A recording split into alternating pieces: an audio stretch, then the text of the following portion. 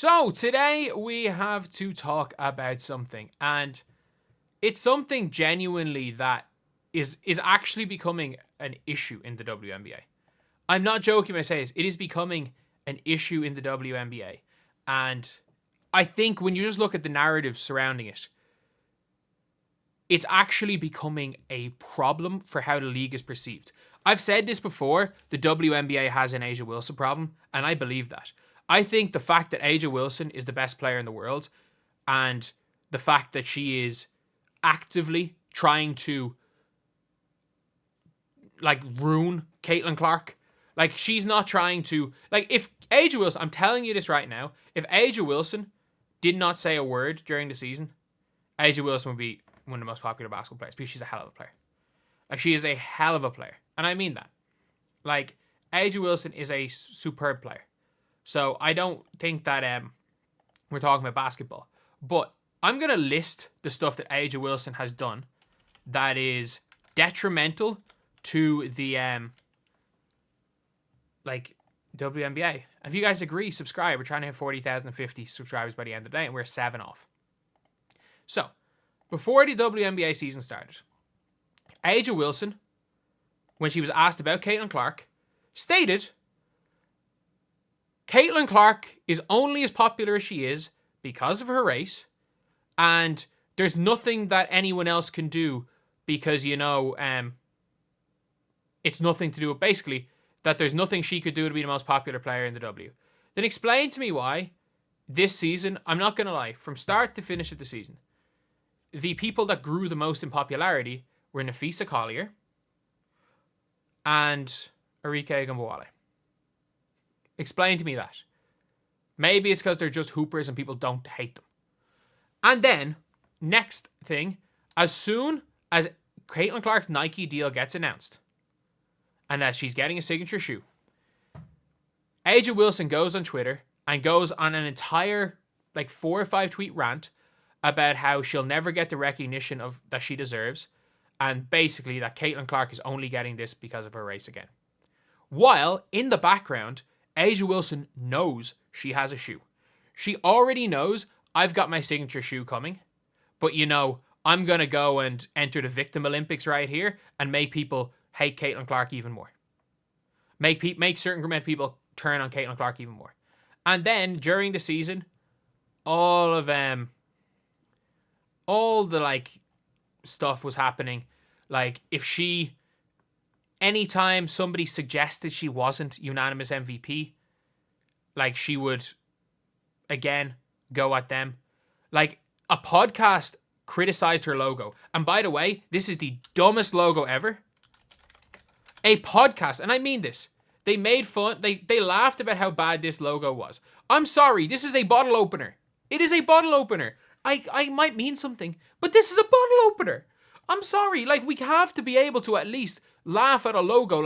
I'm a Miami Heat fan. I can laugh at the dumb Heat culture kit. You've got to be able to just laugh at bullshit. You've got to be.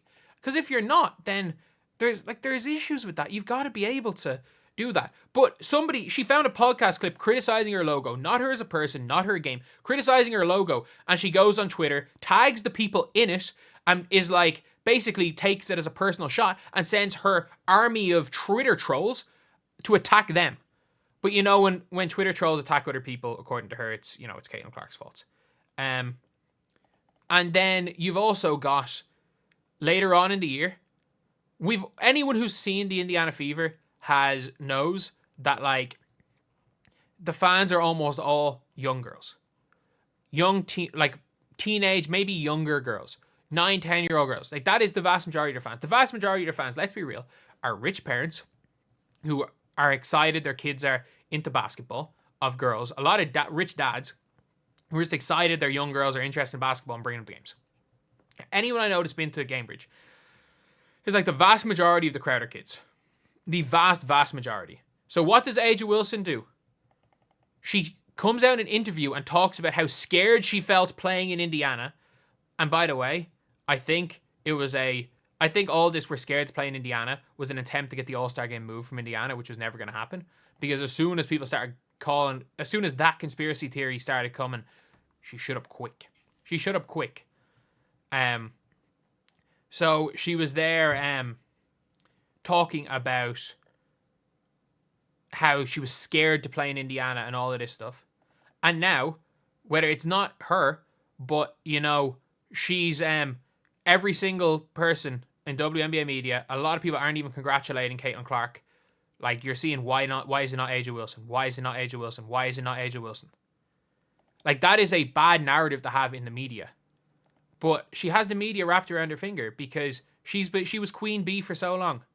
She was at the top of the pile. But the reality of the situation is that all A'ja Wilson had to do was, even if A'ja Wilson was even if she didn't like Caitlin Clark, if she didn't just make up narratives that Caitlin Clark was only good because of her race, if she didn't make up that, if she didn't send an angry mob towards Caitlin Clark because of a shoe deal, which she knew she had, if she didn't send an angry mob towards podcasters for making fun of her stupid looking logo, and again, this might have a better meaning, and if it has a meaning and you're happy with this logo, more power to you. I think it looks dumb. It's my opinion as a person who talks on the internet.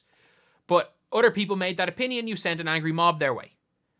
And if you had just played, hooped, and if you were interviewed, like literally just being something like literally this, I'm telling you, this would make you more liked. If you, after beating Caitlin Clark, and be like, Caitlin Clark's a good rookie, or Caitlin Clark was great in college, and I'm seeing all the hype she's getting, I'm here to show why I'm the 2-time MVP, why I'm the finals MVP.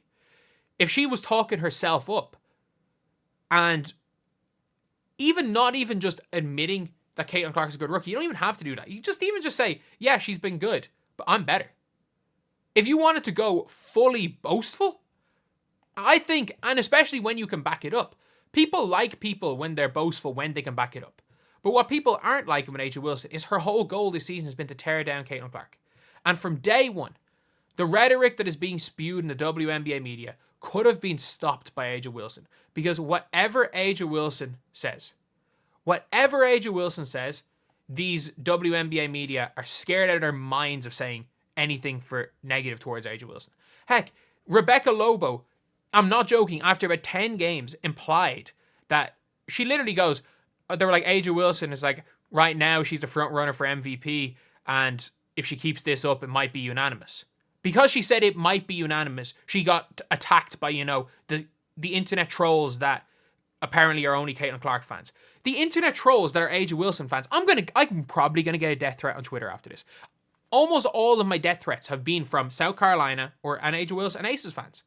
That's the reality of the situation. And all the players had to do, all she had to do was just play ball. But almost all of the issues, almost all the negative things, whether it's every single time coming out of A'ja Wilson's mouth, almost all the negativity around the NBA, around the WNBA, every time there's a headline, at some stage in the year, that headline has probably come out of A'ja Wilson's mouth. And that's the reality of the situation. Like, you can argue all you want, but A'ja Wilson has not done one positive thing for the growth of the WNBA in the last 12 months. And I will credit, and this has nothing to do with race, I will credit Angel Reese for helping to grow the W. I will credit Arike. I will credit Nafisa Collier. I'll credit, Courtney Williams, the playoffs, what she was doing. Courtney Williams' dad being the unofficial mascot, that was great. Nothing to do with her background, just all to do with A'ja Wilson as an individual. A'ja Wilson has done nothing but stunt. She has done nothing but potentially stunt possibly stunt the growth of the WNBA. Jesus, struggling to speak right there. But anyway, I'll see you guys.